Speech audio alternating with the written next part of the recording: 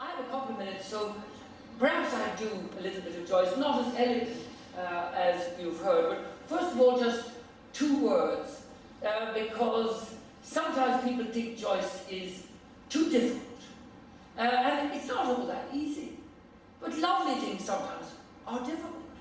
And the great thing about Joyce is it's not like those books that also have a place where we sit on the beach and we read them in between applying suntan lotion or whatever you're doing. And then you go back to them the next year. You might as well not bother, because they're exploded like a pulled cracker. But with Joyce, there's always a new level. There's always something new. And something brings us together on Bloomsday, because we are a family. And Jerry there, who's supposed to be anonymous, but I'm just pointing at him because I like to see him turning pink.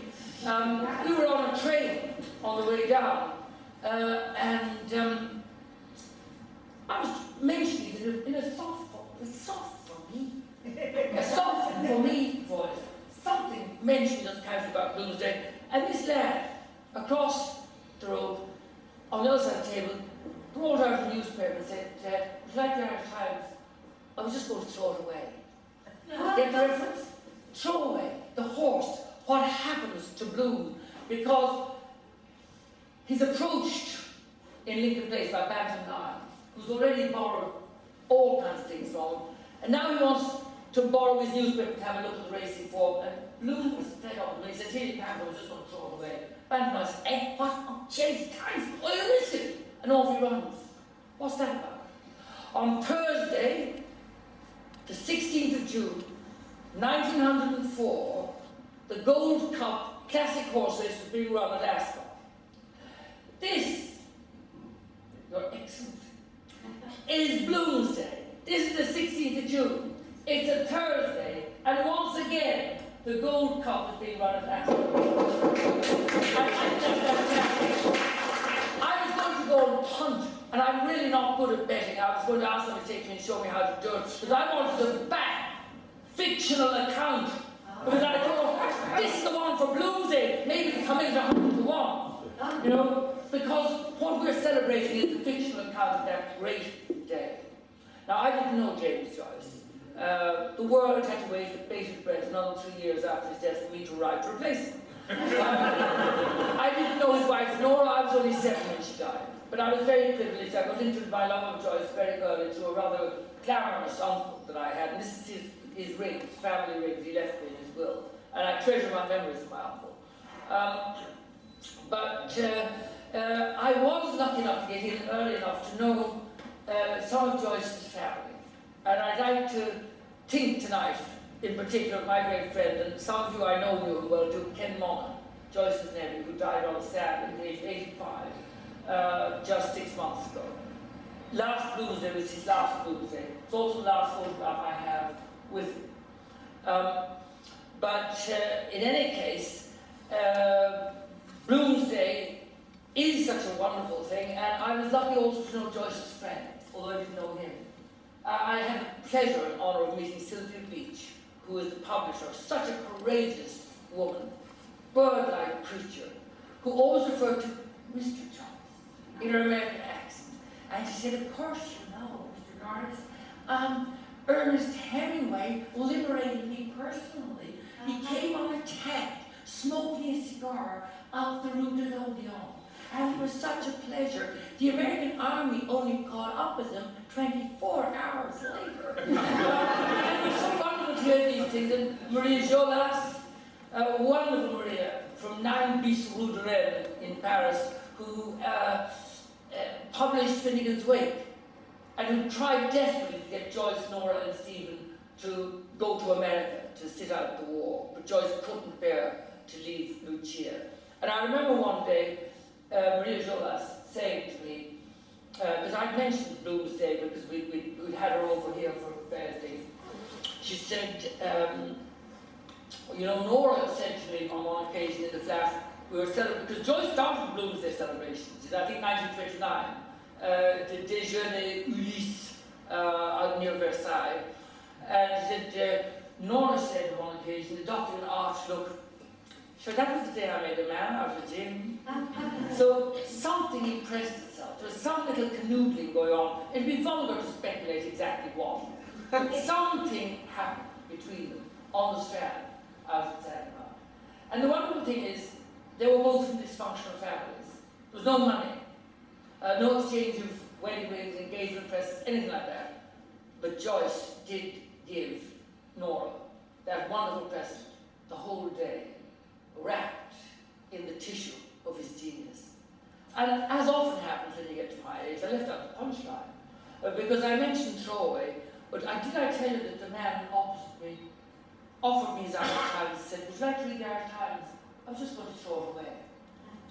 He absolutely knew, and I asked him how many times he read Ulysses, and he knew it inside out. So that gives the lie to people who say it's not possible for people to read and enjoy Ulysses. And the other thing that reminds me is, I make no apology for being involved with all of you, my Joycean friends, in celebrating Bloomsday. It's done so much good. It's lightened our lives. It's helped us to celebrate life. And we've learned the truth of the words of Leopold Bloom, which life isn't about that. Insult, history, hate, and all that. It's life about the very opposite there. Love. But I agree with him. And of course, the great thing is, Bloom doesn't stand his ground. He just says, excuse me, I have to go now, which I'm going to have to say in about 5 minutes as well. But a remarkable and wonderful lesson. And I'm absolutely delighted that even though I was more or less on my own when I started 40 years ago nearly, because I thought there was something magical about what you're doing. Repeating the extraordinary words of James Joyce on the actual day, and sometimes in the actual places that were so directly and intimately connected with him. And it's also done an awful lot of good. Without that, we wouldn't have a large section of North Great Georgia Street. Because it was the presence of Dennis J. McGuinness, the dancing master, Professor Dennis J. McGuinness, Professor of Dancing Department in number 35 North Great Georgia Street, that enabled me to leave it out of the Dublin City authorities. And over the years, we raised over £2 million. Pounds, not yours. Re-roofed it, it's there, and the minister, Jimmy Dean, was there today, and opened it, and it is thriving. It's thriving because of the energy released by Joyce. And I made a suggestion, and a suggestion that I hope will be taken up, and perhaps Bray will support it. Because we're talking about culture, the minister, myself, the chairman, Deirdre Ellis King. And I said, look, Deirdre and I were two of the members of the people, three of us put together the Impact Literary Prize. Colin Cannon just won it. Wonderful. Living in New York, an Irishman. Bridging the gap between New York and Dublin with his wonderful, wonderful novel. The richest prize in the world for a single work of fiction. Well, Dublin is now the UNESCO City of Literature. We could spend the rest of the night naming all the people, not just Joyce, who came out of Ireland. We're a people of imagination, creativity, and spirit from Burke, Sheridan, Goldsmith, Swift, a whole lot of them. And I went this afternoon and I did a reading in Dublin Airport, Terminal 2. What a wildly imaginative name! Terminal 2!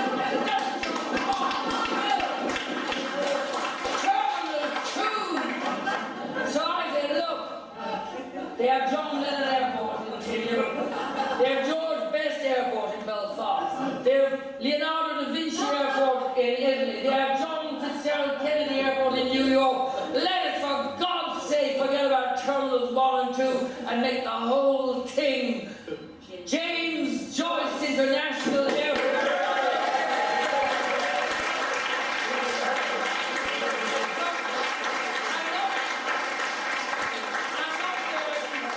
Without two words, because I have to go up, and the two wonderful Ulysses, one for Finney's Way. And it's the wonderful thing, I did the whole passage earlier. It's the one when he's walking on, near the Cockle Lake on the Strand at Sandmount. And Stephen is publishing in his mind to try and resolve the question that has puzzled so many artists. How to make shape and sense out of human life that is always in chaos and ferment. It's a paradox. And Joyce arms him with all kinds of metaphysical weapons, from Plato and Aristotle, very dangerous topics that I learned, right down to Bishop Berkeley, the theory of visions of, but he also has given him two simple, physical, not metaphysical, weapons, a stump of pencil and a scrap of paper. And as he walks along, he's making notation. And some people thought when they read it first that it was a typographical error, but it's not. It is the miracle taking place. Because using the letter of the alphabet, Joyce, through the figure of his young hero Stephen Dedalus, has caught the sound of a wave. That wave that crashed, perhaps, for James and Nora on that Thursday, the 16th of June. Listen, a four-worded wave speech. A four-worded wave speech.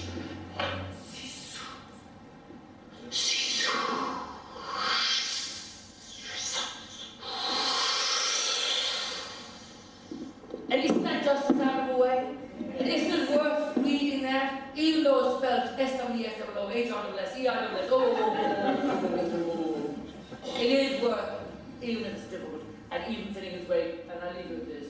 About 20 years ago, I was in Paris doing a Joyce one-man show, and I was invited on ORTF, the French radio station, and the interviewer, thank you very much, merci, said, Mr. Norris, you maintain it's possible to understand Joyce with the ear? He said, Ulysse, peut-être, after all, as we translate, is in the edition Gallimard, but this finnegan, this monster is impossible.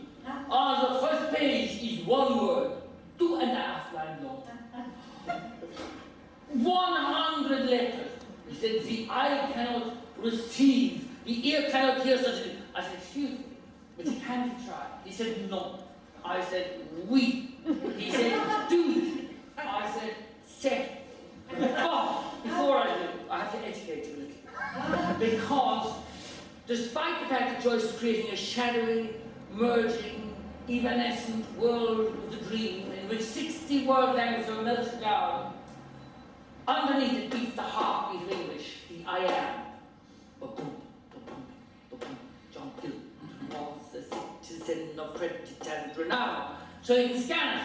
When you scan it, you see what it is. It's the first of a series of peals of thunder that roll and gather throughout the text and announce the beginning of a new Viconian cycle. Cycle? Did I say cycle? Cycle! A Viconian cycle. The fall. And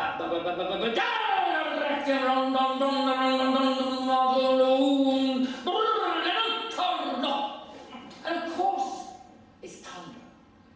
But it took me a week to learn that. And why not? Because I feel I was described once in one of the newspapers as the great popularizer of James Joyce. The editor, this is a number of years ago when I started my political career, the editor rang to apologize. I said, please don't apologize.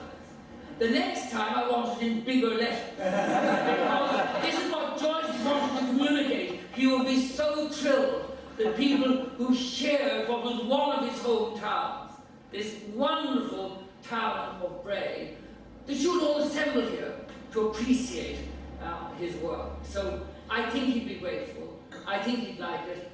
And I think he would be rather cross with me for standing up for my duty and going off to two other events, because I can guarantee you, if it was James Joyce, and if there was not water, but fondant de Sion, which was his wine, he'd be here all bloody night, which I can afford to do.